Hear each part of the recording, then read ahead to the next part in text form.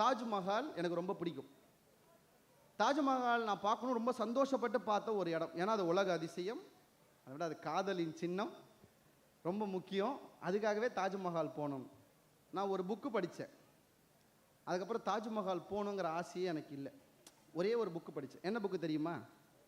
தாரா ஷிக்கோ என்கிற ஒருவரை பற்றிய ஒரு புக் படித்தேன். என் மனசையே அந்த புக்கு மாற்றிருச்சு. யார் தாரா ஷிக்கோ தெரியுமா? தாஜ்மஹாலை கட்டின யாருங்க கட்டினது? ராஜராஜ சோழனா? என்னங்க படிச்சிருக்கீங்களா இல்லையா? தாஜ்மஹால் கட்டினது யாருங்க? நம்ம பழைய காமெடி சொல்லக்கூடாது, கொத்தனாருலாம். ஷாஜகான் கட்டினார். ஷாஜகானுக்கு முக்கியமான மகன் நிறைய, முக்கியமான மகன் 2 பேர் தெரியுங்களா? ஒருத்தர் தாரா ஷிக்கோ, இன்னொருத்தர் அவுரங்கசீப். உங்களுக்கு அவுரங்கசீப் தெரியும், மோசமான பயங்கரமான ஒரு ஆட்சி அதிகாரம் செஞ்சவன். நியாயப்படி ஷாஜகான் தனக்கு பிறகு அந்த நாட்டை கொடுக்க நினைத்தது தாரா ஷிக்கோவுக்கு தான். தாரா ஷிக்கோ எப்படிப்பட்டவனா தெரியுமா? அவன் தேரில் போக மாட்டானா, இறங்கி நடந்து போவானா. மக்கள் அவனை பிடிச்சாங்கன்னா அவங்க எல்லா கையும் பிடிச்சி அணைச்சி முத்தம் கொடுத்துக்கிட்டே போவானா. அப்படி ஒரு இளவரசர். அவுரங்கசீப் எப்படி தெரியுமா? அப்படி தேரில் போவானா, குறுக்க யாராவது வந்தால் ஏற்றிக்கிட்டு போயிட்டே இருப்பான். அப்படி ஒரு ஆள். நீங்கள் வேணால் பாகுபலி ஞாபகம் வச்சுக்கோங்க. பாகுபலி இருப்பார், பல்வாழ் தேவன் இருப்பார். அப்படி சொன்னால் தான் நம்ம ஆளுக்கு புரியும். கற்பனைகள் தான் நம்ம மனசில் இப்போ நிறைய வந்துருச்சு. தாரா ஷிக்கோ அவ்வளவு நல்லவன் சார், அவ்வளவு நல்லவன். ஆனால் அவுரங்கசீப் என்ன தெரியுமா பண்ணா? தனக்கு ஆட்சி வேணும்னா தன்னுடைய உடன்பிறப்பை கொல்லணும்னு முடிவு பண்ண. தனியாக வெளியே போய் ஒரு படை திரட்டி போர் நடக்குது. என்ன ஒரு பெரிய பிரச்சனை? தாரா ஷிக்கோ நான் நல்லவன். இந்த நல்லவனுக்கிட்ட இருக்க பெரிய பிரச்சனையே சண்டை போட வராது. அவன் அப்பாவோட நிழலே வளர்ந்தவன். போருக்கு போனான், பெரிய படை தான். படை ஒரு மாதிரி முடியல. அவுரங்கசீப் முன்னேறிட்டே வரான். இப்போ அவுரங்கசீப் ஒரு தந்திரம் பண்ணுறான். வரலாற்றிலே பெரிய பெரிய தலைவர்கள் எல்லாம் நேர்மையாக கொலை செய்யப்பட்டவர்கள் அல்ல, அவர்கள் கூட்டத்திலேயே இருக்கிற யாரோ ஒரு துரோகியால் வீழ்த்தப்பட்டவர்கள் தான் எல்லா தலைவர்களும். இவன் கூட்டத்தில் ஒருத்தர் இருந்தான். யானை மேலே இருந்த தாரா ஷிக்கோ காதில் போய் நீங்கள் உடனே கீழே இறங்குங்க, ஒரு பிரச்சனைன்னு சொல்லி இறக்கினான். யானையிலே தன்னுடைய தலைவன் இல்லை என்றவுடன் தாரா ஷிக்கோ கொல்லப்பட்டார் என்கிற செய்தி பரவியதால் மொத்த படையும் பின்வாங்கியது. தாரா ஷிக்கோ சிறைபிடிக்கப்பட்டார். என்ன பண்ணான் தெரியுமா? தாரா ஷிக்கோவை கூட பிறந்தவன். ஆனால் அவுரங்கசீப் என்ன பண்ணான் தெரியுமா? அவனை அடித்து சங்கிலியில் கட்டி, எந்த குதிரையில் ஏறி இளவரசன் வருவானோ அந்த டெல்லியினுடைய வீதியிலே அவனை தரதரவென்று இழுத்து கொண்டு வருகிறான். அவன் குதிரையில் ஆடை அலங்காரம் ஆபரண உடை என்று இருந்த இளவரசனை மக்கள் முதலாக ஒரே ஒரு ஆடையோடு அவனை பார்க்கிறார்கள். எல்லோரும் கையை பிடித்து முத்தம் கொடுக்கிற அந்த கையில் ரத்தம் வடிய வடிய சங்கிலி கட்டப்பட்டு போவதை அந்த ஊர்ஜனம் பார்க்கிறது. எதுவும் செய்ய முடியாது, ஏன்னா அது மன்னராட்சி. அவுரங்கசீப் என்ன செய்கிறான்? தன் தந்தையை சிறையிலே அடைக்கிறான். ஷாஜகானை, எங்க உனக்கு என்ன தாஜ்மஹால் தானே பிடிக்கும், தாஜ்மஹால் எதிர்க்கவே ஒரு சிறகட்டி நீ ஜன்னல்லேருந்து பார்த்துக்கிட்டே இருன்னு சிறகட்டி உள்ள வைக்கிறான். வச்சது மட்டும் இல்லை, தன் தம்பியின் தலையை வெட்டுகிறான். தாரா ஷிக்கோவின் தலையை வெட்டுகிறான். ஆனால் இந்த கதையில் ஒரு பியூட்டி எனக்கு எங்கே தெரியுமா கண்ணீர் வந்தது? தாரா ஷிக்கோ குதிரையிலே பூட்டி சங்கிலியோடு வரும்போது ஒரு வயதானவன் முன்னாடி வந்து சொல்கிறானா, தாரா எப்போ வந்தாலும் நாங்கள் கை நீட்டினால் ஏதாவது ஒன்றை கொடுப்பாயே, இப்போது நீ எனக்கு என்ன தருவாயின்னு கேட்டபோது தன் மேல் இருந்த ஒரே ஒரு ஆடையை கூட எடுத்து சிரித்தபடி கொடுத்து விட்டு முன்னேறி போனான் தாரா ஷிக்கோ என்று அந்த கதை சொல்கிறது. அவன் தலையை வெட்டி சார், வெட்டி பரிசு பெட்டியில் போட்டு ஷாஜகானுக்கு அனுப்புகிறான் சிறைச்சாலையில். தான் பிள்ளை ஏதோ பரிசு கொடுத்துருக்கான்னு சந்தோஷப்பட்டு திறந்தா, எந்த பிள்ளையை மார்பில் போட்டு வளர்த்தானோ அந்த பிள்ளையின் தலை அந்த பெட்டியில் இருப்பதை ஷாஜகான் பார்த்து அழுகிறான். அப்புறம் என்ன தனியாக பண்ணாவன்? உனக்கு இந்த தாஜ்மஹால் ரொம்ப பிடிக்கும் தானே, இந்த தாஜ்மஹால் ரொம்ப பிடிக்கும் தானேன்னு கேட்டுட்டு தாரா ஷிக்கோவின் தலையை தாஜ்மஹாலின் வாசலில் புதைத்தான். இந்த கதை முடிஞ்சிருச்சு சார். நான் அதன் பிறகு தாஜ்மஹால் போய் நிற்கிற போது எனக்கு ஷாஜகானோ மும்தாஜோ இப்போது தெரியவில்லை, அது காதல் சின்னமாக தெரியவில்லை. தாஜ்மஹாலின் வாசலில் நிற்கிற போதெல்லாம் தாரா ஷிக்கோவின் தலை தெரிந்ததென்றால் அதுதான் புத்தகம் செய்கிற வாசிப்பினுடைய மிகப்பெரிய வெற்றி. அது உங்களை மாற்றும், உங்களை புரட்டி போடும், உங்களை சில நேரம் சீர்குலைக்கும், சில நேரங்கள் உங்களை எழுந்து நிற்க வைக்கும். இத்தனை அதிசயங்களையும் மகத்துவத்தையும் செய்ய புத்தகங்களால் மட்டும்தான் முடியும். அதனால தான் சொன்னார்கள், நீ எந்த புத்தகம் படிக்கிறாயோ நீ அதுவாக மாறுவாய், அது உன்னை மாற்றும். நான் ஒரு விஷயம் சொல்கிறேங்க, அமெரிக்கா இன்னைக்கு ஒரு பெரிய நாடாக இருக்கலாம். ஆனால் ஒரு காலத்தில் அந்த அமெரிக்காவில் இருந்ததெல்லாம் பூர்வ குடிகள் தான். அதில் செரோக்கின்னு ஒரு இனம் இருந்தது. என்ன இனம்ங்க? செரோக்கி. இந்த செரோக்கி இனம் ஒரு ட்ரைபல் கம்யூனிட்டி. அவங்க ஒரு ட்ரைபல். அவங்க மொழிக்கு எழுத்து வடிவம் கிடையாது, பேச்சு வடிவம் மட்டும்தான் உண்டு. பேசுவாங்க, அவங்களுக்கு எழுத்து வடிவம் அந்த மொழியில் கிடையாது. ரொம்ப நாளாக அவங்களுக்கு அந்த எழுத்து வடிவமே இல்லாமல் இருந்த ஒரு மொழி செரோக்கி இனத்தினுடைய மொழி. ஆங்கிலேயர்கள் அந்த ஊருக்குள்ளே வந்ததுக்கப்புறம் செகுவாயான்னு சொல்லி ஒரு ஆசாரி பார்க்குறாரு. இந்த ஆங்கிலேயர்கள் என்ன செய்கிறாங்க, அவங்க மொழியை எழுதுறதாங்க படிக்கிறத பார்க்குறான். நியூஸ் பேப்பர் படிக்கிறான், புக்கு படிக்கிறான். இந்த செகுவாயா போய் கேட்குறாரு, இன்னமும் படிக்கிறீங்களே, என்னது இது பொம்மை போட்டிருக்கேன்? இது பொம்மை இல்லை, எங்கள் மொழி எழுத்தாக இருக்குன்னு. இவன் யோசிக்கிறான், மொழியை எழுதுவாங்களா? நாங்களாம் காலங்காலமாக பேசதாங்க செய்கிறோம், இது என்ன எழுதுறதுங்கிறீங்க? அவன் யோசிக்கிறான், இந்த மொழியை பேசிட்டே இருந்தால் அழிஞ்சிரும், எழுதுனா தானே அழியாமல் இருக்கும். அப்போ என் மொழிக்கு ஒரு எழுத்து வடிவம் வேணும்னு செகுவாயா ஊருக்குள்ளே போய் மக்கள்கிட்ட எல்லாத்துக்கும் சொல்கிறான். உங்களுக்கு நல்லா தெரியும் நம்ம மக்களை பற்றி. நம்ம ஒரு நல்ல விஷயம் செய்கிறோன்னு சொன்னால் முதல்ல செய்யாதன்னு சொல்கிறது நம்மளால தான் இருப்பான். அவன் சொன்னான், இருக்கிற 1000 வேலையில் இது ஒரு ஏதாவது வளராத ஓடிடுன்ட்டாங்க. செகுவாயா தனி நபராக இருந்து ஒவ்வொரு சொல்லுக்கும் ஒரு எழுத்தை கண்டுபிடித்து கண்டுபிடித்து கொடுக்குறான். இப்போ பாருங்க, நமக்கு ஏற்கனவே தெரியும் காகம்னா கா க இம் காகம். எழுத்தே இல்லாத ஒரு மொழியை காகம்னு சொன்னால் இப்போ அவன் உருவாக்கணும். காகம்னா கா கா இம் காகம்னு அவன் எழுத்தை இனிமே தான் உருவாக்கணும். செகுவாயா அப்படி எல்லா ஒலியிலிருந்தும் ஒரு எழுத்தை உருவாக்கி அந்த எழுத்தை அவன் மனப்பாடம் பண்ணணும். ஏன்னா அவன் இன்னைக்கு ஒன்று எழுதுவான், அவனே மறந்துட்டான்னா கஷ்டம் இல்லை. அவன் எழுத்தை உருவாக்கி அவன் அதை மனப்பாடம் பண்ணி எத்தனை நாள் ஆயிருக்கும்னு நினைக்கிறீங்க? ஒரு 10 நாள், ஒரு 20 நாள்? 7 வருடங்களாக அவன் மொழிக்கு ஒரு எழுத்து வடிவத்தை கொண்டு வருவதற்கு முயற்சி செய்தான். 7 வருஷம் முடிச்சுட்டு ஊர் மக்களை கூப்பிட்டு சொன்னால், இங்கே பாருங்க எழுத்து வடிவம் கொண்டு வந்திருக்கேன், இங்கே பாருங்க. ஊர் மக்கள் சொன்னாங்க, இதால் என்ன பிரயோஜனம்? இதால் என்ன பிரயோஜனம்? என்னதுக்கு இதெல்லாம் எழுதியிருக்க லூசானி? இப்போ அவன் ஊர் மக்களுக்கு இது எவ்வளோ முக்கியம்னு சொல்லணும். என்ன பண்ணியிருப்பான்னு நினைக்கிறீங்க? நீங்களும் தான் என்ன பண்ணியிருப்பீங்க? அவன் என்ன தெரியுமா பண்ணா, தான் மகளுக்கு அந்த எழுத்தை சொல்லி கொடுத்து, பாருங்க அப்போ இருக்கிற பசங்களாம் அப்பா சொல்லி கொடுத்தா கேட்குது, பொண்ணுக்கு சொல்லி கொடுத்துக்கிறான். அந்த பொண்ணு அவங்க அப்பா சொல்லி கொடுத்ததை கற்றுக்கிட்டு இப்போ ஊர் மக்களை கூப்பிட்டு தான் பொண்ணை ஒரு ரூமில் உட்கார வச்சுட்டு இப்போ இவர் சொல்கிறாரு, அப்பா நீங்கள் ஏதாவது ஒரு செய்தி சொல்லுங்கள், நான் எழுதுறேன். சொல்கிறாங்க, எழுதுறாரு, இதை போய் என் பொண்ணுக்கிட்ட கொடுங்க. அவங்க பொண்ணு அதை வாங்கி படிச்சுட்டு வெளியே வந்து அந்த செய்தியை சொல்லுது. எல்லாரும் ஆச்சரியப்படுறாங்க, என்னடா மேஜிக்காக இருக்குது, உங்ககிட்ட சொன்னது எப்படி உன் பொண்ணுக்கு தெரியும்? டேய், மொழியை எழுதுனா யாருக்கு வேணாலும் போகும்டான உடனே அந்த மக்கள் அனைவரும் அந்த மொழியை எழுத கற்றுக்கொண்டார்கள் என்பது வரலாறு. நீங்கள் ஞாபகம் வச்சுக்கோங்க, ஆங்கிலேயர்கள் வருகை அதிகமானது. செரோக்கி இன மக்கள் பந்தாடப்பட்டார்கள், உலகத்தின் ஒவ்வொரு மூலைகளுக்கும் நாடோடியாக போனார்கள். ஆனால் 1000 வருடங்கள் கழித்தும் கூட செரோக்கி ஒருவரை ஒருவர் சந்தித்து கொள்ளுகிற போது நீ செரோக்கி இனம்தானே என்று சொல்லிக்கொள்ள செகுவாயா உருவாக்கிய எழுத்து தான் அவர்களை இன்றைக்கு மீண்டும் ஒன்றாக்கியது. இதை நான் ஏன் சொல்கிறேன் தெரியுமா? நீங்கள் மலேசியா போய்ங்க, நிறைய பேர் மலேசியா போயிருப்பீங்க. எங்கே பார்த்தாலும் ஆங்கிலத்தில் இருக்கும், ஆனால் அது ஆங்கிலம் இல்லை, தெரியுங்களா? அவன் மலாய் மொழியை ஆங்கிலத்தில் எழுதியிருப்பான். எப்படி நம்ம எழுதுற மாதிரி என்ன பண்ணுற, இஎன்என்ஏ என்ன பண்ணுற, அந்த மாதிரி அவன் மலாய் மொழி தான், ஆனால் அவன் மொழியில் இருக்கிறத ஆங்கிலத்தில் எழுதுனான். ஏன்னு கேட்டால், எங்கள் மொழிக்கு எழுத்துகள் செத்து போய்விட்டது, அதனால் வேறொரு மொழியின் உடலை கடன் வாங்கி நாங்கள் எழுதுகிறோம் என்று மலேசியர்கள் சொல்கிறார்கள்.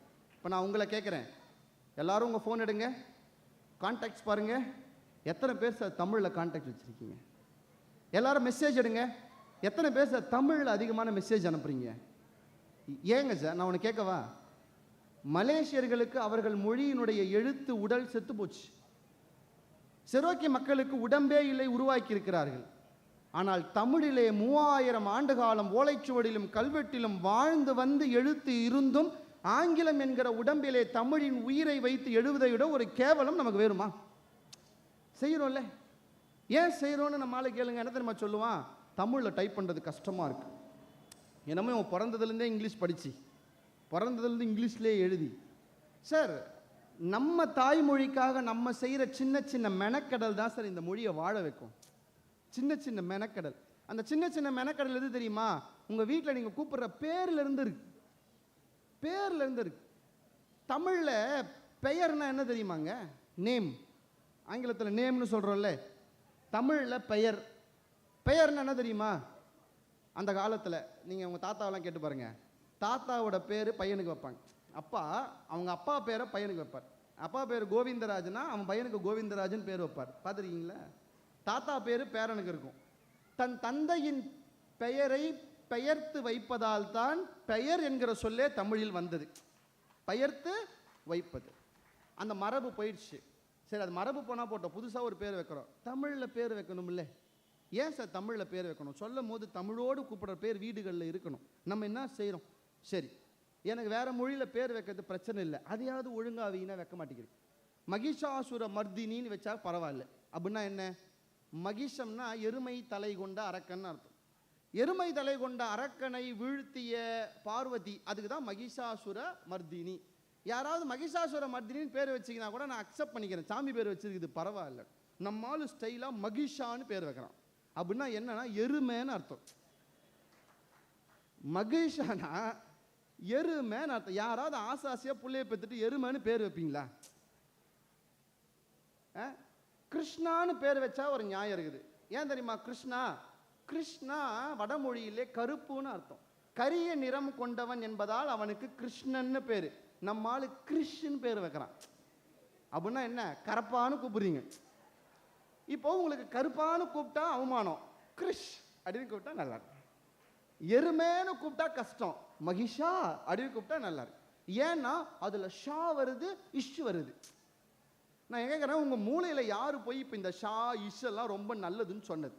இந்த ஒரு தலைமுறை இதை நம்பினதால் தான் சார் இன்னைக்கு நாங்கள் அட்டண்டன்ஸ் எடுத்தா ராஜேஷ், ரமேஷ், சுரேஷ், யஷ்வந்திகா, யஷ்வந்த் இந்த பேர் ஃபுல்லாக பார்க்க. ஏன்னா அவனுக்கு இஷ்ன்னு வந்தால் அந்த பேர் ரொம்ப பெரிய பேர். நான் என்னத்த பண்ணுறதுங்க? என்ன சொல்கிறது? சில பேர் நம்மால் இப்போ புதிய தலைமுறை உருவாகிறான், அவன் அதை விட டேஞ்சர். ஏன்னா என் இன்ஸ்டாகிராமை காமிக்கிறேன் பாருங்க, ஒரு நாளைக்கு 5 மெசேஜ் வரும். என்னன்னு தெரியுமா? எனக்கு மகன் பிறந்திருக்கிறது, சந்தோஷம்ப்பா. நல்ல தமிழிலே பேர் வைக்க விரும்புகிறேன், ரொம்ப சந்தோஷம். நீங்கள் எனக்கு ஏதாவது ஒரு பேர் சொல்ல வேண்டும். நான் பயங்கரமாக பேர் சொல்வேன், மாறன், இளமாறன், நெடுமாறன்.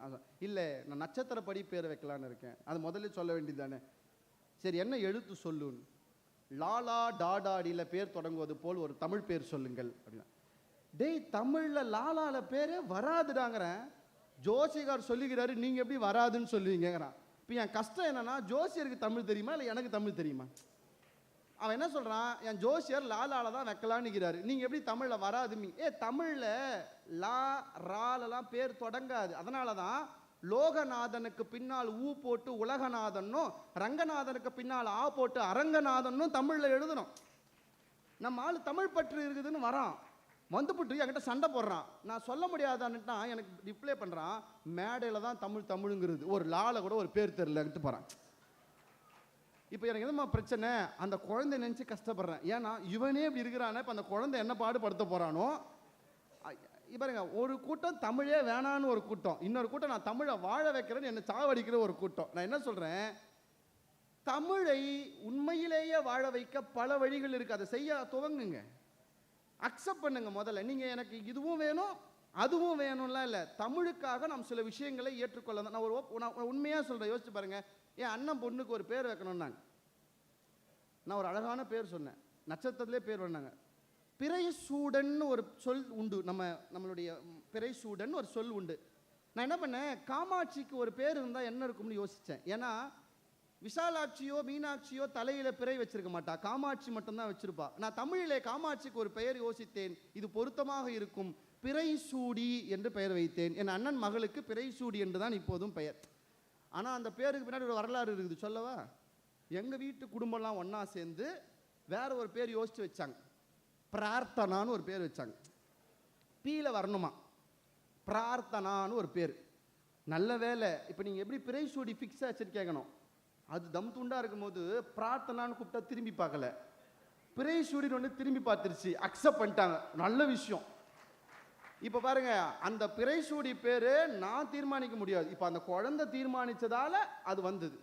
அப்போது நம்ம வீடுகளில் நல்ல தமிழ் பெயரை வைக்கிறதுக்கு நம்ம அவ்வளவு யோசிக்கிறோம். தமிழ் பெயர் வைங்க, ஏனென்றால் நம் வீடுகளில் தமிழ் ஒலித்தால் தான் இந்த மண்ணில் தமிழ் ஒலிக்கும் என்பதை உங்கள் எல்லோரும் உங்கள் சிந்தையில் வைத்துக் கொள்ள வேண்டும். நம்ம கிட்ட இன்னைக்கு ஒரு பெரிய சிக்கல் என்ன தெரியுமா? தமிழை எழுத தெரியவில்லை. எனக்கே எழுதலாம், என்ன சார் பண்றீங்கன்னு. ENNA என்ன, அதில் சில பேர் இருக்கான் வித்தியாசமா ANNA அண்ணன்னு டைப் பண்ணுவான். நம்ம குரூப்பில் ஒருத்தர் இருப்பான், பார்த்துருக்கீங்களா? ஏண்டா நீ டைப் பண்ணுறதே இங்கிலீஷில், அதையும் ஒழுங்காக பண்ண மாட்டான். எப்படி இருக்கிற EPDIன்னு போடுவான், ஒருத்தன் தனியாக அப்படி இருக்கிற APDIன்னு போடுவான், பார்த்துருக்கீங்களா? இவனெல்லாம் விசை வச்சு கொள்ளணும், அவனுக்கு தனியாக ஒரு விசை வச்சு கொள்ளணும். தமிழிலே சிறப்பு என்ன தெரியுமா? அதனுடைய எழுத்துகள். இன்னைக்கு எனக்கு ரொம்ப பெரிய வருத்தம், ஒரு ஆசிரியனாக இந்த மேடையிலே நம்மளுடைய குழந்தைகளுக்கு எழுத தெரியவில்லை, எழுதுவதை படிக்க தெரியவில்லை. அவன் என்ன எழுதுறாங்க? நீங்க ஒரு மளிகை சாமான் கொடுத்து எழுத சொல்லுங்க, எழுத சொல்லுங்க. நீங்க மஞ்சள் எழுத சொன்னா அவன் MANJAL தான் எழுதுறான் மஞ்சள்னு. ரொம்ப சந்தோஷமான ஒரு விஷயம் என்னன்னா, காஞ்சிபுரத்தை பத்தி ரொம்ப வரலாற்று சிறப்பு. ஆனால் அதில் வருத்தமான சில விஷயங்களும் நம்ம காஞ்சிபுரத்தில் இருக்குது. என்ன? நல்ல தமிழ் சொற்கள் காஞ்சிபுரத்திலே உண்டு. அதை எந்த அளவுக்கு நம்ம மாற்றி மோசமாக பண்ணுன்றதை நம்மளை விட்டால் வேறு ஆள் கிடையாது. இப்போ உதாரணத்துக்கு நம்ம எல்லாரும் சொல்கிற முக்கியமான ஒரு இடம் காஞ்சிபுரத்தில் இருக்குது, தெரியுங்களா? கங்கனா மண்டபம் அப்படின்னு ஒரு ஊர் இருக்குது, எல்லாருக்கும் தெரியுங்களா? கங்கனா மண்டபம்னு ஒரு இடம், ஒரு ஸ்டாப்பிங். அது கங்கனா மண்டபம். நான் நிறைய முறை சின்ன வயசுலேருந்து யோசிச்சிருக்கேன், அது என்னடா கங்கனா மண்டபம்? கங்கனான்னு இப்போ தான் ஒரு ஹீரோயின் புதுசாக வந்திருக்கிறாங்க, தெரியும். அந்த காலத்தில் யார் கங்கனான்னு இருந்தது? கங்கனா மண்டபம்னு ஒரு பேர். வரலாற்றை தேடி உள்ளே போனதான் ரொம்ப ஆச்சரியமாக இருந்துச்சு. கங்கை வரைக்கும் போர் செய்து வென்ற தமிழ் மன்னன் ராஜேந்திரனின் பேரிலே கங்கை கொண்டான் மண்டபம் என்று ஒன்றை நிறுவினார்கள். கங்கை கொண்டான் மண்டபத்தை தான் நாம் எல்லோரும் நல்ல தமிழிலே கங்கனா மண்டபம் என்று மாற்றியிருக்கிறோம். எவ்வளோ நல்லா அழகாக இருக்குல்ல? ஏன் அது கங்கை கொண்டான்னு சொன்னால் கஷ்டமாக இருக்கு, கங்கனா அப்படின்னு சொன்னால் நல்லா இருக்கு அப்படின்னு மாற்றி வச்சுருக்கோம். காஞ்சிபுரம் பக்கத்தில் ஒரு ஊர் இருக்கு, மானாம்பதி. எத்தனை பேருக்கு தெரியும் அந்த ஊர்? எல்லாருக்கும் தெரியும், மானாம்பதி. மானாம்பதினா என்னங்க சார்? மானாம்பதி அது இல்லை இந்த ஊர் பேர், தெரியுங்களா? ராஜராஜ சோழனுடைய மனைவியின் பெயர் வானவன் மாதேவி. இப்போ உங்களுக்கெல்லாம் இப்படி சொன்னால் தெரியாது. பொன்னியின் செல்வன் ஒரு படம் வந்துச்சு, அதில் நம்ம ஜெயம் ரவி சார் ராஜராஜ சோழனா நடிச்சிருந்தார். என் பசங்கிட்ட சொல்லுவான், ராஜராஜ சோழன் தெரியுமாடா? தெரியும் சார், ஜெயம் ரவி தானேங்கிறான். அவனுக்கு அதை தான், அவன் பொன்னியின் செல்வன் படம் பார்த்துருக்கானே, அதுதான் அவனுக்கு தெரியும். அதில் அவருடைய காதலியாக வருவா, அதோட படத்தை முடிச்சிட்டாங்க. வரலாற்றில் ராஜராஜ சோழனுக்கு ஒரு மனைவி இருந்தாங்க, அவள் பேர் வானவன் மாதேவி. அவள் பெயரிலே உருவாக்கப்பட்ட ஊர் தான் வானவன் மாதேவிபுரம் தான் இன்னைக்கு மானாம்பதினு ஆயிருக்கு. எவ்வளோ சுருக்கிட்டு பாருங்க. நம்ம பேரை சுருக்கனா ஒத்துப்போமா? ஆனால் நல்ல தமிழ் பெயர்களை காஞ்சிபுரத்திலே நாம் சுருக்கிட்டோம். எந்த அளவுக்கு சுருக்கியிருக்கோம்? அதோ இங்கே பக்கத்தில் ஒரு ஊர் இருக்குது, ஓரிக்கை. நிறைய பேர் ஓரிக்கையிலேருந்து வந்திருப்பீங்கன்னு நினைக்கிறேன். ஓரிக்கையினுடைய ஸ்பெஷல் என்ன தெரியுமா? வேகவதிக்கும் பாலாத்துக்கும் நடுவில் இருக்கிற ஒரு ஊர் ஓரிக்கை. அது என்னங்க ஓரிக்கை? அது என்ன ஓரிக்கை சார்? அதுக்கு ஒரு அழகான வரலாறு இருக்குங்க. நான் இன்னும் ரசிக்கிற ஒரு விஷயம், காஞ்சிபுரத்தில் சாமிக்கெல்லாம் பேரை ரொம்ப அழகாக தமிழில் வச்சவங்க நம்ம காஞ்சிபுரத்தில், தெரியுங்களா? இப்போ ரீசெண்டாக கும்பாபிஷேகம் நடந்துச்சு. எந்த கோயிலுக்கு? சொல்லலாமே, பேரை சொன்னால் தப்பு இல்லையே. நான் அப்பப்போ ஏன் கேட்டுக்கிறேன்னா, சரியாக சொல்கிறேன்னு கன்ஃபார்ம் பண்ணிக்கிறேன். ஏகாம்பரநாதர் கோயிலில் கும்பாபிஷேகம் நடந்துச்சு. நம்ம அவருக்கு வைக்கிற பேர் என்ன? ஏகாம்பரம்னு சொல்கிறோம், ஏகம்பன் அப்படின்னு சொல்கிறோம். அவருக்கு உண்மையிலேயே தமிழில் ஒரு பேர் வச்சோம், தெரியுங்களா? யாராவது சொல்லுங்களேன், சந்தோஷப்படுவேன் சொன்னீங்கன்னா. யாராவது ஒருத்தர் தெரிஞ்சால் சொன்னீங்கன்னா நான் ரொம்ப சந்தோஷப்படுவேன். ஏகம்பன். பாருங்கள், தெரியல. நம்ம என்ன பேர் தெரியுமா தமிழில் ஏகம்பனுக்கு? தழுவ குழைந்த நாதர்னு பேர். அது என்னங்க தழுவ குழைந்த நாதர்? உமையம்ம மணலில் சிவலிங்கம் செஞ்சு வழிபட்டுட்டே இருந்தாலா, நதி பெருக்கெடுத்து வந்துச்சா, அந்த அம்மா சிவலிங்கத்துக்கு ஏதாவது ஆயிடுமேனு கட்டி பிடிச்சாலா? அப்படி தானே பார்க்குறோம், படத்தெல்லாம் பார்க்குறோமே. கோயிலுக்கு போனாலே அந்த அம்மா சிவலிங்கத்தை கட்டி பிடிச்சிக்கிறத நம்ம பார்க்குறோம். ஏகம்பரநாதர் கோயிலில் கட்டி பிடிச்சாலா? சிவபெருமானுக்கு கூச்சமாக இருந்துச்சான். கட்டி பிடிச்ச உடனே அது வெக்கப்பட்டாராம், குழஞ்சாராம். உமையம்மை தழுவ குழைந்ததால் அவருக்கு தழுவ குழைந்த நாதர் என்கிற அற்புதமான தமிழ் பெயரை நம்முடைய ஏகம்பனுக்கு வைத்திருக்கிறோம். அதே மாதிரி இங்கே ஒரு பெருமாள் இருந்தார். பல்லவ மன்னன் காலத்தில் திருமங்கை ஆழ்வாருக்கு ஒரு பெரிய திருமழிசை ஆழ்வாருக்கு ஒரு பெரிய பவர் இருந்ததுன்னு தெரிஞ்சுது. அவர் சொன்னார்னா இளமை ஆயிடுவாங்களாமே, என்னை கொஞ்சம் இளமையாக்க சொல்லுன்னு பல்லவ மன்னன் கேட்டான். கணிக்கண்ணன் ஒரு அந்த கோயிலுக்கு பூஜை பண்ணுறவங்கிட்ட போய் மன்னன் சொன்னான், என்னை மாற்ற சொல்லு, உன் குரு தானே திருமழிசை ஆழ்வார், மாற்ற சொல்லு. திருமழிசை சொன்னார், பண்ண முடியாதுன்ட்டார். இந்த ராஜா என்ன பண்ணார்னு நினைக்கிறீங்க? எனக்கு ஒன்று பண்ண முடியாதுன்னா நீ இங்கே இருக்கவே கூடாது, உன்னை நாடு கடத்துறன்னு கணிக்கண்ணனை நாடு கடத்தினார்.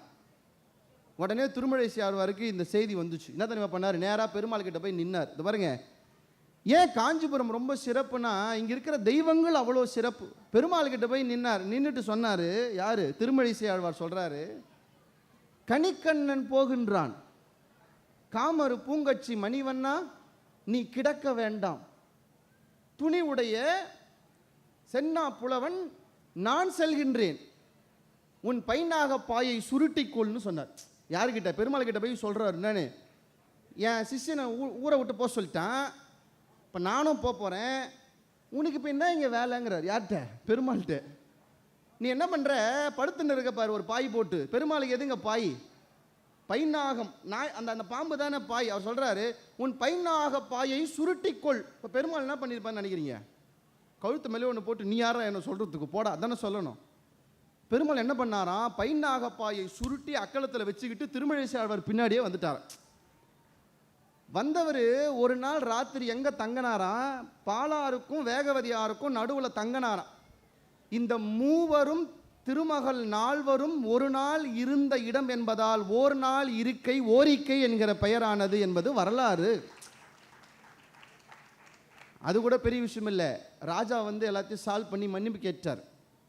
திரும்ப திருமழிசை ஆழ்வார் பெருமாளை பார்த்து சொல்கிறாரு, கணிக்கண்ணன் போக்கொழிந்தான், காமர பூங்கொச்சி மணிவண்ணா இந்த புலவனும் போக்கொழிந்தேன், உன் பைனாக பாயை விரித்து படுத்துக்கொள்ளோன்னே திரும்ப இவர் போய் பாயை விரித்து படுத்துட்டார். சார், உலகத்திலேயே ஒரு பக்தன் சொன்ன குரலுக்காக தன் படுக்கையில் இருந்து எழுந்தும் மீண்டும் படுக்கைக்கும் போன ஒரு தெய்வம் உண்டென்றால் காஞ்சிபுரத்திலே அந்த பெருமை இருக்கிறது. அது நம்முடைய பெருமை. இப்படி இந்த மண்ணுக்கு இருக்கிற பெருமைகள் இதெல்லாம் ஆன்மீகமாக, ஏன்னா நம்ம மண் ஆன்மீகம்ங்கிறதால ஆன்மீகத்தை கடந்து வந்தால் என்ன பெருமை சார்? உங்கள் எல்லாருக்கும் தெரியும், இங்கே உத்தரமேரூர்னு ஒரு ஊர் இருக்குது. நிறைய பேர் உத்தரமேரூர் போகிறதே எதுக்குன்னா, அங்கே ஐயர்கடை ஸ்வீட்டும் மிக்சரும் நல்லா இருக்குங்கிறதுக்காகவே போகிறவங்க தான் நிறைய பேர். அதுதான் நமக்கு முக்கியம். இங்கே கூட பாருங்களேன், புத்தக காட்சியில் ஒரு 10 பேர் இருக்காங்க, சாப்பிட்ற கடையில் ஒரு 1000 பேர் இருக்காங்க. எனக்கு ஒரு சந்தேகம் ஆயிடுச்சு, இது புத்தக திருவிழாவா உணவு திருவிழாவான்னு. சரி, எதையாவது ஒன்று நம்ம ஆள் வாங்கினா சரி அப்படிங்கிறது. ரொம்ப உத்தரமேரூரில் சிறப்பு ஒரு கோயில் இருக்குது தெரியுங்களா? பழமையான ஒரு கோயில். 9ஆம் நூற்றாண்டிலே 1ஆம் பராந்தக சோழன் கட்டிய ஒரு கோயில். அந்த கோயிலில் ஒரு கல்வெட்டு சார். அந்த கல்வெட்டோட சிறப்பு சொல்கிறேன் பாருங்க. நம்ம எல்லாரும் ஒரு காலத்தில் மன்னராட்சியாக இருந்தோம். நம்மளை ராஜா தான் ரூல் பண்ணாங்க. ராஜா தான் ரூல் பண்ணுவாங்க. மன்னராட்சி தான். மன்னனுடைய மகன், அவனுடைய மகன், அப்படி தான் ரூல் பண்ணுவாங்க. இப்போ அப்படி கிடையாது. இப்பயும் அப்படி இருக்குது தான், ஆனால் நம்ம தேர்ந்தெடுக்கிறோம் மக்களாட்சி. ஆனால் அப்போ மன்னராட்சி. இந்த மன்னராட்சியை உடைச்சி என்னை யார் ஆளணுங்கிறத நான் தான் தீர்மானிப்பேன்னு கொண்டு வந்த மக்களாட்சி முறை எங்கே வந்ததுன்னு கூகுளில் போட்டால் அது சொல்கிற நாடு அமெரிக்கா. அதுக்கப்புறம் எங்கே வந்ததுன்னு கேட்டிங்கன்னா ஃப்ரெஞ்சில் வந்தது, அதுக்கப்புறம் ஜெர்மனியில் வந்தது. எப்போ வந்தது? 1700களில் தான் மக்களாட்சி வந்தது அப்படின்னு சொல்கிறாங்க. உத்தரமேரூர் போங்க, அந்த கோயிலில் ஒரு கல்வெட்டு குடவோலை முறைன்னு ஒன்று இருந்ததுன்னு அதில் போட்டிருக்கு. அப்படின்னா என்னன்னா, மக்கள் தன் தலைவனை ஒரு ஓலையில் எழுதி குடத்தில் போட்டு யார் அதிகமான ஓட்டு வாங்கியிருக்கிறார்களோ அவர்கள் ஆண்டார்கள் என்று சொன்ன செய்தியை வைத்து பார்த்தால், பிரெஞ்சிலே மக்களாட்சி வருவதற்கு 800 ஆண்டுகளுக்கு முன்னாலே இந்த மண்ணில் மக்களாட்சி மலர்ந்தது. காஞ்சிபுரம் உத்தரமேரூர் என்பது நம்முடைய பெருமை. இதெல்லாம் இந்த மண்ணினுடைய மகத்துவங்கள். என்னை ரொம்ப பிரபலமாக்குனது ஒருத்தர் தெரியுங்களா? யார்? இன்ஸ்டாகிராமா, யூடியூபா? இல்லை, என்னை ரொம்ப பிரபலமாக்குனது யார் தெரியுமா? காலமேக புலவர் தான். உசுரை கொடுத்து 1 மணி நேரம் பேசினேன், எவனுக்கும் போய் சேரல. உசுரை கொடுத்து தொல்காப்பியம் சங்க இலக்கியம் பேசினேன், யாருக்கும் போய் சேரல.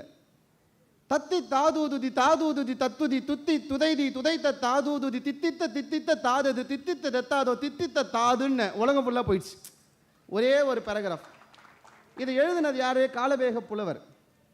இந்த காலமேக புலவர் காஞ்சிபுரத்துக்கு வந்தார். காலமேக புலவர் யார் தெரியுமா? நல்ல சமைக்கிறவர், சமையல்கார். காஞ்சிபுரம் வந்தார். காஞ்சிபுரம் வந்து சுற்றி பார்த்துட்டு ஒரு பாட்டு எழுதினார். நிறைய பேருக்கு தெரியாது இந்த பாட்டு. காலமேக புலவர், தத்தி தாதூதுதி எழுதிய காலமேக புலவர் காஞ்சிபுரம் வந்தார். காஞ்சிபுரத்தை சுற்றி பார்த்துட்டு ஒரு பாட்டு எழுதினார். இப்போ நான் அந்த பாட்டை ஏன் சொல்ல போகிறேன்னா, பழமையான ஒரு பாட்டு. ஆனால் அந்த பாட்டில் வர ஊரெல்லாம் கேட்டிங்கன்னா ஆச்சரியப்படுவீங்க. எதெல்லாம் காஞ்சிபுரத்தில் அனுபவிக்கணும்னு எழுதுறார். காஞ்சிபுரத்தில் எதெல்லாம் அனுபவிக்கணும்னு எழுதுறார். ஒரு அழகான பாட்டு. அவர் சமயக்காரங்கிறதால அவர் டேஸ்ட் அதுலேயே இருக்குது. நீங்கள் பார்த்துருக்கீங்களா? செருப்பு வடிவமைக்கிறவருக்கு காலையே தான் பார்ப்பார், ஏன்னா அவருக்கு அதுதான் தேவை. துணி வடிவமைக்கிறவர் துணியவே தான் பார்ப்பார், அதுதான் தேவை. நம்மால் காலமேகர் சமையல் செய்கிறவர், அப்போ எதை பார்ப்பார்? சப்பரை தான் பார்ப்பார். நம்ம சமையல்கார் இல்லைனாலும் நம்மளும் அதையே தான் பார்ப்போம், அதுதான் நமக்கு முக்கியம். காலமேக புலவர் காஞ்சிபுரத்தில் எதெல்லாம் அழகானதுன்னு ஒரு பாட்டு எழுதினார். இதெல்லாம் யார் யார் அனுபவிச்சிருக்கீங்களோ நோட் பண்ணிக்கோங்க. எத்தனை மார்க்குன்னு ஒரு 5 விஷயம் சொல்லியிருக்காரு. 5 மார்க் போட்டுக்கோங்க. இதெல்லாம் நீங்கள் அனுபவிச்சிங்களா? அனுபவிக்கலனா ஐயோ 50 வருஷமாக காஞ்சிபுரத்தில் இருக்கேன், அனுபவிக்கவே இல்லையே, 20 வருஷமாக இருக்கிற அனுபவிக்கவே இல்லையேன்னு கஷ்டப்பட்டுட்டு இதுக்கப்புறம் அனுபவிக்க முயற்சி பண்ணுங்க. எதெல்லாம் காஞ்சிபுரத்தில் ரொம்ப சிறப்பானது எழுதுறாரு. அப்பா, குமரகோட்ட கீரை, செவிலிமேட்டு பாகற்காய், பருத்தி குடிநீர், செப்பு வாசல் காற்று, கம்பத்து அடியிற் தவம் தரும் கரிப்பாய்ச்சல் யாருக்கும் இனிதுன்னு ஒரு பாட்டு எழுதினார். இந்த பாட்டில் என்ன சொல்ல கவனிக்கல? காலமேக புலவர் எல்லாம் 16, 17ஆம் நூற்றாண்டு. இப்போ இதுலேருந்து என்ன தெரியுது? இதில் சில பேர் அடிபட்டுச்சு. குமரகோட்டம், செவிலிமேடு, திருப்பருத்தி குன்றம், வேற என்னங்க, கம்பத்தடி ஏகம்மன் கோயில். அப்படின்னா என்னன்னா, யாராவது செவிலிமேட்டிலேருந்து வந்திருக்கிறீங்களா? யாராவது திருப்பருத்தி குன்றத்தில் வந்திருக்கிறீங்களா? 17ஆம் நூற்றாண்டுலேருந்து இருக்குது இந்த ஊரெல்லாம், இப்போ வரல செவிலிமேடு. காலமேக புலவர் சொல்கிறாரு, காஞ்சிபுரத்தில் எதெல்லாம் தி பெஸ்ட்டாக அனுபவிக்கணும். இப்போ நிறைய பேர் இன்ஸ்டாகிராமில் வந்துட்டாங்க, காஞ்சி 360 காஞ்சி. அவங்களாம் பார்க்கும்போது எனக்கு ரொம்ப கஷ்டமாக இருக்குது. நம்ம தெரியாமல் பட்டிமன்றத்துறைக்கு வந்துட்டோமோ, பேசாமல் நம்மளும் அந்த மாதிரி ஆயிருக்கலாம் போல இருக்கு. எங்கெல்லாம் சாப்பாடு நல்லா கிடைக்கும்னு போடுறாங்க. என்ன கேட்டால் அவங்களுக்கெல்லாம் முன்னோடி காலமேக புலவர் தான். ஒருவேளை அவருக்கு இன்ஸ்டாகிராம் இருந்ததுன்னா அவர் இதெல்லாம் முன்னாடியே போட்டிருப்பார். அவர் சொல்கிறார், எதெல்லாம் காஞ்சிபுரத்தில் தி பெஸ்ட்டாக? குமரகோட்ட கீரை. குமரகோட்டத்து மண்ணிலே விளைகிற கீரைக்கு தனிச்சுவை இருக்கிறதுன்னு எழுதுறார். நான் இது வரைக்கும் சாப்பிட்டதில்லை. செவிலிமேட்டு பாகற்காய், செவிலிமேட்டில் வேற பாவக்காய்க்கு ஒரு தனிச்சுவை இருக்குன்னு இருக்கிறார். யாராவது சாப்பிட்ருக்கீங்களா செவிலிமேட்டில் பாவக்காய்? நம்ம ராஜாஜி மார்க்கெட்டில் வாங்கி செவிலிமேட்டில் சமைச்சு சாப்பிடுவோம். செவிலிமேட்டு பாகற்காயை சமைச்சு சாப்பிட்ருக்கீங்களா? செவிலிமேட்டு பாகற்காய். பருத்தி குழி நீர், திருப்பருத்தி குன்றத்தில் ஒரு குளம் இப்பயும் இருக்குது. அந்த குளத்தோட தண்ணி தேன் மாதிரி இருக்குங்கிறார். இப்போ நீங்கள் போய் காலே வைக்க முடியாது. நான் சொன்னேன் யாராவது குடிச்சு டயரியா வந்துரு போகுது. நான் சொல்கிறது 17ஆம் நூற்றாண்டு. அப்புறம் இல்லை தம்பி சொன்னார், நான் போய் திருப்பருத்தி குன்றத்து தேன் மாதிரி இருக்குதான்னு பார்க்குறேன்னு இறங்கி டயரியா வந்துரு போகுது. அதெல்லாம் செய்யாதீங்க. நான் அப்போ சொல்கிறேன், திருப்பருத்தி குன்ற குழி நீர் எனக்கு ரொம்ப பிடிச்ச ஒன்று. நான் இப்போ இது எதையுமே அனுபவிக்கல. இதில் நான் அனுபவித்த 2 வந்துருச்சு. என்ன தெரியுமா? செப்பு வாசக்காற்று நான் அனுபவிச்சிருக்கேன். நீங்கள் அனுபவிச்சிருக்கீங்களா? ஏகாம்பரநாதர் கோயிலுடைய என்ட்ரன்ஸ் கோபுரம் இருக்குல்ல, நீங்கள் நோட் பண்ணியிருக்கீங்களா? எங்கே நின்னாலும் ஒரு காற்று உங்களை அடிக்காது, உங்களை தள்ளாது. ஆனால் ஏகாம்பரநாதர் கோயிலுடைய அந்த நிலை கதவு கிட்ட போய் நின்னீங்கன்னா உங்களை ஒரு காற்று தள்ளும். அந்த தென்றல் மாதிரி இந்த உலகத்தில் ஒரு சுகமான தென்றல் இல்லைங்கிறாரு காலமேக புலவர். எக்ஸ்பீரியன்ஸ் பண்ணி பாருங்கள். யாராவது இல்லை நான் அதை பார்த்ததில்லை, நான் அந்த சைடு வழியாக உள்ளே போவேன்னா ஒரு முறை அது வழியாக போவாதீங்க. நம்மளுடைய தலைவாசல் வழியாக போய் நின்று பாருங்கள், அந்த காற்று எப்படி இருக்குன்னு அனுபவிக்கலாம். கடைசியாக எதில் முடிக்கிறாரு பாருங்கள், கம்பத்து அடியில் தவம். ஏகாம்பரநாதர் கோயில் உள்ள மாவடி இருக்குது பாருங்கள், அந்த மாவடி சுற்றி ஒரு மண்டபம் இருக்குல்ல, அங்கே போய் கண்ணை மூடி உட்கார்ந்து பாருங்கள். அதை விட ஏகாந்தமான ஒரு இடம் இந்த உலகத்தில் இருக்கவே முடியாதுன்னு காலமேக புலவர் பெருமையோடு சொன்ன காஞ்சிபுரத்தினுடைய பெருமைகள் இதுவெல்லாம். இன்றைக்கி செவிலிமேடு இருக்குது. செவிலிமேட்டில் பாவக்காய் இருக்கா? இல்லை. அதனால் சார் செவிலிமேடு பாவக்காய்னா ஒன்றும் இல்லை, சின்ன சின்னதாக ஒரு பாவக்காய் வரும், பார்த்துருக்கீங்களா? சிவப்பு கலரில் மாறும் அந்த பாவக்காய், பழமாகும், நல்லாயிருக்கும், சின்னதாக இருக்கும், பெருசாக இருக்காது. நம்ம வீட்டில் இப்போ சமைக்கிறதுலாம் பெரிய பெரிய பாவக்காய் வருது, குட்டியாக, அதுதான் செவிலிமேடு பாவக்காய். இப்போ இல்லை, செவிலிமேடே இப்போ இல்லை, முதல்ல மாறி போச்சு. அப்புறம் பாவக்காய் எங்கே இருக்க போகுது? காஞ்சிபுரத்தினுடைய சிறப்பை நம்ம இலக்கியத்துக்குள்ளே போனால் இவ்வளோ கிடைக்குது, கொஞ்சம் கற்பனை பண்ணி பாருங்க. அப்போ தமிழ்நாட்டினுடைய சிறப்பை தேடி நீங்கள் இலக்கியத்துக்குள்ளே போனால் எவ்வளவு சிறப்பு இருக்கும்னு யோசிச்சு பார்த்துருக்கீங்களா? இப்போ நான் அதில் சிலதெல்லாம் உங்களுக்கு சொல்ல போகிறேன். என்னெல்லாம் இலக்கியத்தில் சிறப்பு இருக்குங்க அப்படின்னு கேட்குறீங்களா? தமிழருடைய ரிச்னஸ், நம்ம பயங்கரமான ஒரு ரிச்னஸில் இருந்தோம். எந்த அளவுக்கு ரிச்னஸ்னால், இப்போ இன்றைக்கி நம்மலாம் பவுடர் போடுறோம், அப்படி தானுங்களே? பவுடர் போடுறோம். என்ன பவுடர் போடுறோம்? பான்ஸ் பவுடர் போடுறோம். நிறைய பியூட்டி பார்லர் போய் பவுடர்லாம் வந்துடுச்சு. 2000 வருஷத்துக்கு முன்னாடி தமிழர்கள் என்ன மாதிரி பவுடர் போட்டாங்க அப்படின்னு ஒரு பாட்டு இருக்கு. 2000 வருஷத்துக்கு முன்னாடி பவுடர்லாம் அடிச்சுமா? அதான் நம்ம அடுத்த கேள்வி இருக்கணும். 2000 வருஷத்துக்கு முன்னாடி நம்ம தமிழர்கள் பவுடர் அடித்தாங்களாம். எப்படிடா பவுடர் அடித்தாங்கன்னு சிலப்பதிகாரம் ஒரு பாட்டு சொல்லுது. இதுதான் நம்ம தமிழருடைய பெருமைக்கான ஒரு பாட்டு. அந்த பாட்டை நான் சொல்கிறேன். சிலப்பதிகாரத்தில் வரக்கூடிய ஒரு பாட்டு. அது சொல்லுது, குடதிசை மருங்கின் வெள்ளையிர் தன்னொடு குணதிசை மருங்கின் காரகில் துறந்து வடமலை பிறந்த வான்கேழ் வட்டத்து தென்மலை பிறந்த சந்தனம் மருக அப்படின்னு ஒரு அழகான பாட்டு சிலப்பதிகாரத்தில் வருது. இந்த பாட்டெல்லாம் சொல்லாத, எனக்கு புரியாது, விஷயம் என்னன்னு சொல்லு சார். தமிழர்கள் 2000 வருஷத்துக்கு முன்னாடி ஒரு பவுடர் பூசிக்கிட்டாங்க. அந்த பவுடர் என்னவா? இந்த சிலப்பதிகாரம் சொல்லுது, குடதிசை மருங்கின் வெள்ளையிர், ரோம் நாட்டிலிருந்து பளிங்கு கல் வருமா. எங்கேருந்து? ரோம் நாட்டிலிருந்து பளிங்கு கல் வருமா. அதை ஜாவா நாட்டில் இருக்கிற அகில் கட்டையை வச்சு தேய்ப்பாங்களாம். அந்த பொடி பூசுனா அது கேவலம்னு தூக்கி போட்டுட்டு, எதை? ரோம்லேருந்து வர வெள்ளி பளிங்கு கல்லில் ஜாவா நாட்டு அகில் கட்டையில் தேய்க்கிற பவுடர் நமக்கு இழுக்குன்னு தூக்கி போட்டுட்டு, வடமலை இமயத்திலே செய்த கல்லிலே தென்மலை பொதிகையில் பிறந்த சந்தனத்தை தேய்த்து பூசிக்கொண்டார்கள்னு சிலப்பதிகாரத்திலே அந்த பாட்டு சொல்லு. இது என்ன சார் சொல்லுதுன்னு கேட்குறீங்களா? இன்னைக்கு நம்ம ஊரில் திருப்பூர்லேயே போய் ஒரு டிஷர்ட் வாங்கி போட்டால் நமக்கு அது மதிப்பில்லை.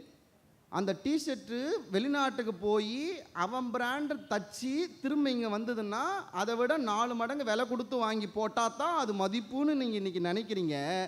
ஆனால் 2000 வருஷத்துக்கு முன்னாடி ரோம் நாட்டு கல்லிலும் ஜாவா நாட்டு அகிலை விட தமிழ்நாட்டில் பிறந்த பொதிகை சந்தனம் உயர்ந்தது என்கிற ஒரு பெரிய மரபு நம்மிடம் இருந்தது அப்படிங்கிற செய்தியை பார்க்க முடிகிறது. இன்னொரு பெரிய சிறப்பு தமிழர்களுக்கு என்ன தெரியுமா? இந்த மொழியிலே நம்ம வச்சிருக்கிற அற்புதம்.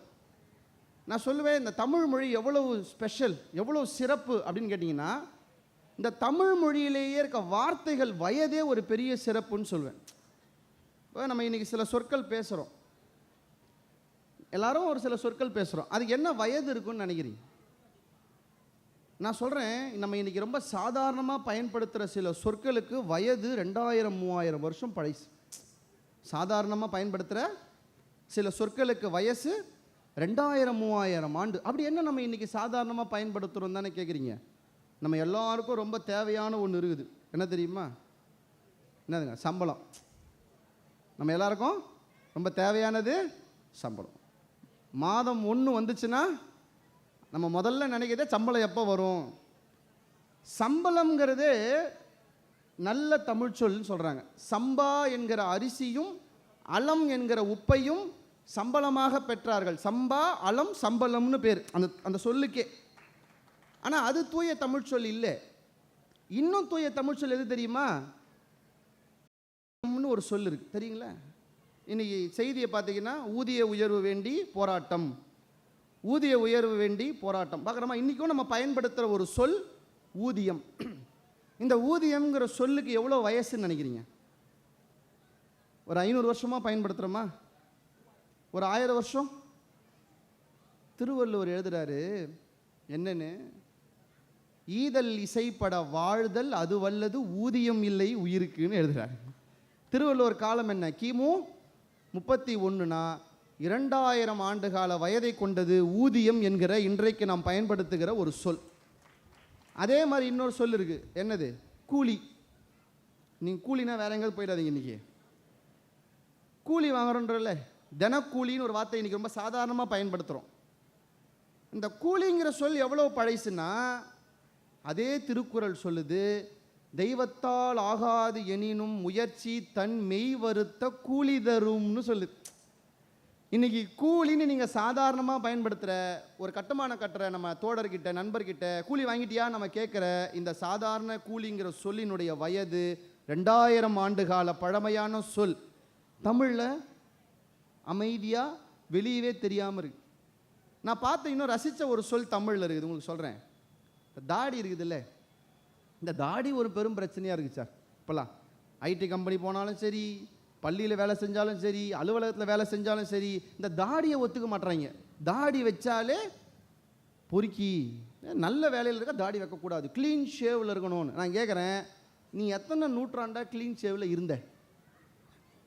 ராஜராஜ சோழன் ஓவியம் பார்த்துருக்கீங்களா? அவர் தாடி வச்சிருக்காரா வைக்கலன்னு பார்த்துருக்கீங்களா? நம்மக்கிட்ட இருக்கிற ஒரு பெரிய அவமானமான விஷயம் என்ன தெரியுமா? வெள்ளைக்காரன் வந்துட்டு போயிட்டான், ஆனால் அவன்கிட்ட இருக்கிற எல்லாத்தையும் இன்னும் நம்ம பெருசுன்னு நினச்சிருக்கிறோம். டை போட்டு ஷூ போட்டால் தான் அது பெருசு, அவனை மாதிரி க்ளீன் ஷேவ் பண்ணால் தான் பெருசு, அவனை மாதிரி வெள்ளையாக இருந்தால் தான் பெருசு, அவன் பேசுகிற இங்கிலீஷ் பேசினா தான் பெருசு. ஓடிடுங்க அப்படியே ஃப்ரெஞ்சுக்கோ அமெரிக்காக்கோ, இங்கே இருக்காதீங்க, ஓடிடுங்க. தாடி நம்முடைய அழகான நம்ம மரபுங்க. தாடி வைக்கக்கூடாதுன்னு யாரும் சொல்கிறதுக்கே இங்கே ரைட்ஸ் கிடையாது, நம்ம மரபு. இந்த தாடிக்கு எவ்வளோ பெரிய வரலாறு. சரி விடுங்க, தாடிங்கிற சொல், தாடிக்கு சங்க இலக்கியத்தில் என்ன சொல் யாருக்கா தெரியுமா? தாடிக்கு சங்க இலக்கியத்தில் ஒரு சொல் இருக்கு, பழமையான சொல், சுவாரஸ்யமாக இருக்கு. அந்த சொல்லை கேட்டால் யாருக்காவது தெரியுமா? நான் ஒரு லைன் சொல்கிறேன், என்ன சொல்லுன்னு கண்டுபிடிச்சிருங்களா? பழமையான சொல், கலித்தொகையில் வருது. மறித்து மறித்து வீழ்ந்த தாடி அப்படின்னா என்னங்க? தாடியே 2000 வருஷம் பழைய சொல்லுங்க. தாடிங்கிற சொல்லு 2000 வருஷம் பழைய சொல். அது என்ன ரொம்ப அழகாக சங்க இலக்கியம் சொல்லுது பாருங்க. இந்த அழகான ஆண்கள் நடந்து போவாங்களாம், அந்த ஆண் எப்போ அழகாக இருப்பானா, தாடிக்கு இன்னொரு சொல் சங்க இலக்கியம் சொல்லுது, அதுக்கு பேர் அனல். 3 சுழி நாப்போன். நான் ஏன் இதை சொல்கிறேன்னா, நமக்கு பிரச்சனையே இந்த 3 சுழி 2 சுழியும் தான். நம்ம எதை போட்டாலும் டீச்சர் சுழிச்சிடுறாங்க. நம்ம 2 சுழின்னு நினச்சி 3 சுழி போட்டாலும் சுழிச்சிடுறாங்க, 3 சுழின்னு 2 சுழி போட்டாலும் சுழிச்சிடுறாங்க. நம்ம பிரச்சனையே இந்த சுழி தான். அனல் அப்படின்னு ஒரு சொல் தமிழிலே, அதுக்கு தாடின்னு பேர். சங்க இலக்கியம் சொல்லுது, மை அனர் காளைன்னு ஒரு தொடர் வருது சங்க இலக்கியத்தில். அது என்னவா? கருகருன்னு தாடியோட அழகான காளை போல இளைஞன் போனான்னு சங்க இலக்கியம் சொல்லுது. நான் என்ன சொல்கிறேன்னா, சங்க காலத்திலே நாங்கள் தாடியோட தான் சுற்றணும். சும்மா இப்போ தாடி எடு மீசை எடுன்னு என்னத்தையாவது சொல்லக்கூடாது. ஏன்னா அது எங்கள் மரபு என்கிற உரிமை நமக்கு வரணும்னு சொல்கிறேன். அது நம்முடைய மரபு. நம்ம மரபில் இது போல் நிறைய விஷயங்கள். இந்த மரபெல்லாம் நம்ம எங்கே தெரிஞ்சுக்கலான்னா, சங்க இலக்கியத்திலிருந்து பழைய நம்முடைய இலக்கியங்கள்லேருந்து தான் இந்த மரபெல்லாம் தெரிஞ்சுக்க முடியும். சொல்லினுடைய மகத்துவங்களை சங்க இலக்கியங்களிலிருந்தும் பழைய இலக்கியம் தான் தெரிஞ்சுக்க முடியும். நான் அதில் ஒன்று சொல்கிறேன். தமிழ் மொழி எவ்வளவு செறிவான ஒரு மொழிங்கிறதுக்கு பல காரணங்கள் இருக்குது. அதில் முக்கியமான ஒரு காரணம் என்ன தெரியுமா? ஒரே ஒரு பொருளுக்கு பல பேர் இருக்கிறது. ஒரே ஒரு பொருளுக்கு பல பேர் இருக்கிறது. காற்றுக்கு எல்லா மொழியிலும் பெரும்பாலும் ஒரு சொல் தான் இருக்கும், இல்லை 2 சொல் இருக்கும், அவ்வளவுதான். ஆனால் தமிழ்கிட்ட காற்றுக்கு உங்ககிட்ட என்ன சொல் இருக்குன்னு கேட்டால், தமிழ் சொல்லுது, கிழக்கிலிருந்து வந்தால் கொண்டல், தெற்கிலிருந்து வந்தால் தென்றல், மேற்கிலிருந்து வந்தால் மேலை, கிழக்கிலிருந்து வந்தால் கொண்டல், தெற்கிலிருந்து வந்தால் தென்றல் என்று ஒவ்வொரு திசைக்கும் ஒரு சொல்லை வைத்திருக்கிற மொழியாக தமிழ் மொழி இருக்கிறது. ஒரு திசைக்கு ஒரு சொல். அதை விட நான் ஆச்சரியப்பட்டது என்ன தெரியுமா? ஒரு பூவுக்கு 8 பேர் வச்சுருக்காங்க. ஒரு பூவுக்கு அது வந்தால் மொட்டு, அது கொஞ்சம் வெளியே வந்தால் அரும்பு, அது கொஞ்சம் பூக்கிற லெவலுக்கு வந்தால் அது மலர், பூத்துருச்சுன்னா மலர், நல்லா பூத்தா அலர், விழப்போது செம்மல், விழுந்துருச்சுன்னா வி. இவ்வளவு தனித்தனி சொல் ஒரு பூவினுடைய ஒவ்வொரு பருவத்துக்கு. இதெல்லாம் நான் ரசிக்கிற ஒரு பேர் உண்டு. அரும்பு சரி, மலர் சரி, அலறு சரி, அது என்னங்க போது? போதுன்னு ஒரு பருவம் இருக்கு பூவுக்கு, தெரியுங்களா? திருமுறையில் அப்பர் பாடுறார் ரொம்ப அழகா, போதொடு நீர் சுமந்தேத்தி புகுவார் அவர்பின் புகுவேன்னு பாடுறார் அப்பர்.